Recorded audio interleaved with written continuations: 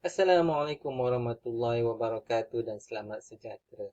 Okey, untuk video kali ini kita di dalam bab 5 nisbah trigonometri dan subtopik 5.1 sinus, kosinus dan tangent bagi sudut tirus dalam segitiga bersudut tegak. Jadi standard pembelajaran untuk video kali ini adalah pada muka surat 108 pada buku teks, iaitu mengenal pasti sisi bertentangan dan sisi bersebelahan berdasarkan suatu sudut tirus dalam segitiga bersudut tegak. Bagaimanakah anda mengenal pasti sisi bertentangan, sisi bersebelahan dan hipotenus? Tahukah anda bagaimana ketinggian suatu objek yang sukar diukur seperti bangunan dan gunung dihitung? Kita lihat ini gambar rajah ini. Ada menara KLCC dan ada sudut dongak jarak S dan T di sini. Okay, apakah kaitannya benda ni?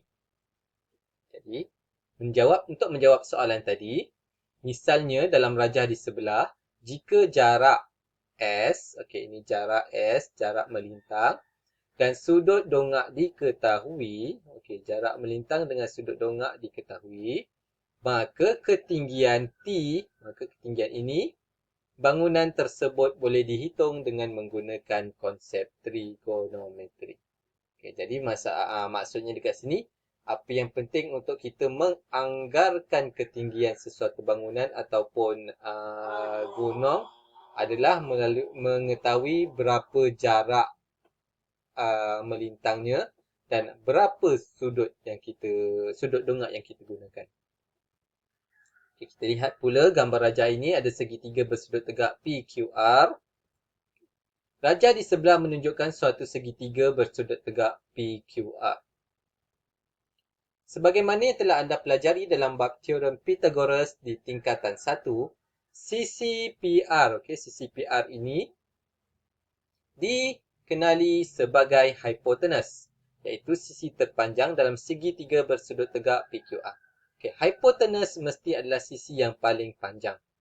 Dan kedudukan dia adalah bertentangan dengan sudut 90 darjah ini. Dia bertentangan.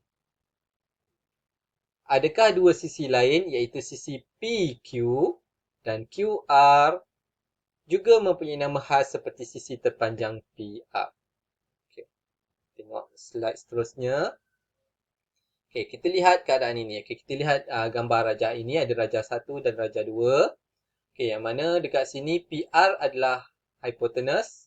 Dan ada dua keadaan apabila kita pandang dari sudut X dan sudut Y. Okey, kita lihat.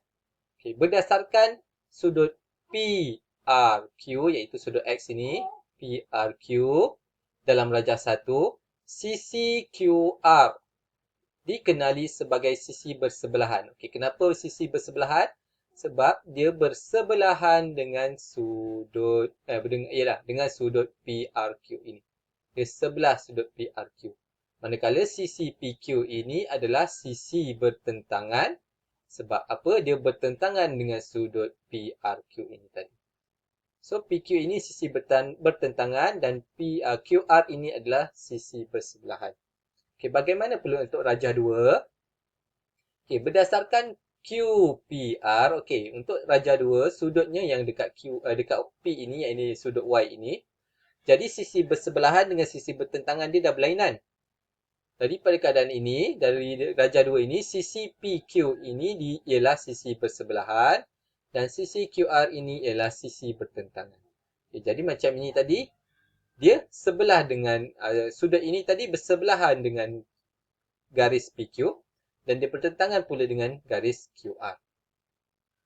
Okay, jadi, perhatikan juga dalam kedua-dua rajah 1 dan 2, hipotenus PR adalah tetap kedudukannya iaitu bertentangan dengan sudut 90 darjah.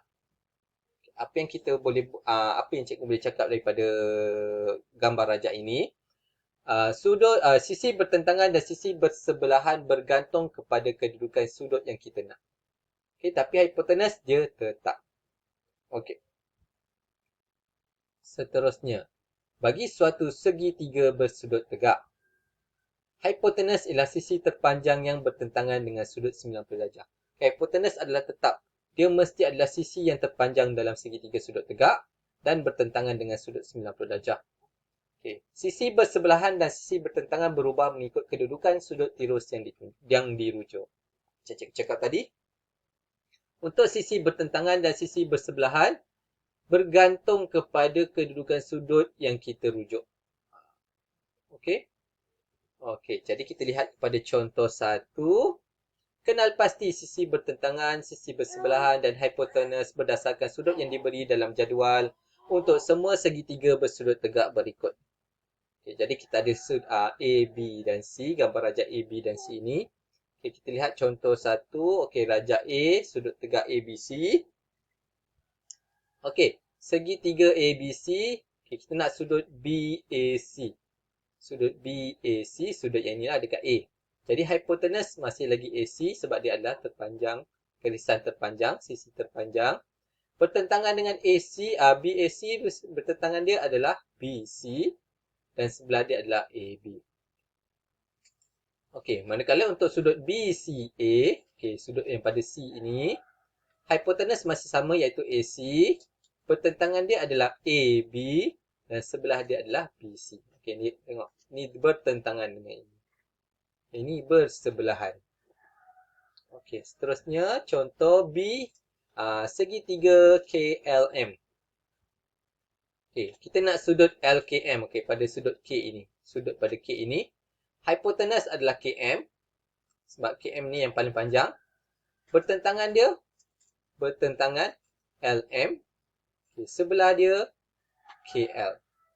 Okey, untuk sudut LMK, sudut dekat M, hipotenus masih sama, KM. Bertentangan. Yang bertentangan, KL. Yang sebelah dia adalah LM. Okey. Last sekali, contoh C, ada segitiga PTQ dan segitiga QRS. Okey, jadi untuk segitiga PQT, dia nak sudut TPQ. Okey, sudut yang inilah, TPQ ni. Jadi hipotenus dia adalah PT. Pertentangan dia adalah QT dan sebelah dia adalah PQ. Kalau untuk segitiga RQS, dia nak sudut pada QRS, maknanya sudut pada R. Hipotenus dia adalah RS. Pertentangan dia adalah QS dan sebelah dia adalah QR. Okey, itu secara asasnya kita nak kenal pasti kedudukan hipotenus, sisi bertentangan dan sisi bersebelahan. Awak mesti kena ambil tahu sisi bertentangan apa, sisi bersebelahan apa, hipotenus apa, sebab untuk bab ini 3 perkara asas ini sangat penting. Okey, jadi sebagai latihan untuk kali ini, awak lihat uji minda 5.1a pada muka surat 109. Okey, soalan 1. Berdasarkan segitiga bersudut tegak di bawah, salin dan lengkapkan jadual yang diberi. Okey, kita ada segitiga PQR, segitiga KMN, segitiga EFG dan segitiga ABE dan segitiga ACD. Jadi, jadual yang awak perlu lengkapkan adalah inilah. Okey. Jadi, awak boleh lihat pada muka surat 109 untuk latihan uji minda 5.1a. Okey, sekian untuk video kali ini. Terima kasih.